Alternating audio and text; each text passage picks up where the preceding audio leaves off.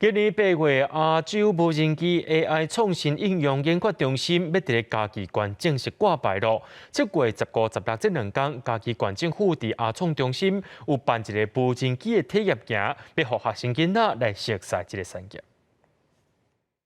会当用家己的手机来控制无人机，参加课程的各中学生，大家拢感觉真深熟。不过控制无人机嘛，互因感觉真无简单。 对我来讲，好像还是有一点难，但我应该会继续练习，能够让学生更加了解整体无人机它的定义，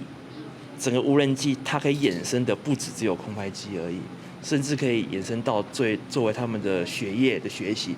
嘉义县亚洲无人机 AI 创新应用研发中心15、16举办2天的体验活动，要让全国的各中生了解无人机的产业甲技术，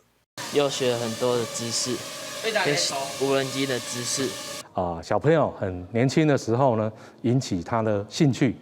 未来他们有这样的想法跟愿景，他就会投入到这一行里面来学到不一样的东西，就学校不会教的东西。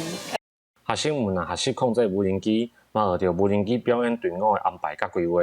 嘉义县经济发展处表示，目前已经有18间企业甲相关单位进驻研发中心，8月会正式挂牌。 成做国内无人机产业的技术中心。记者林慧婷，嘉义报道。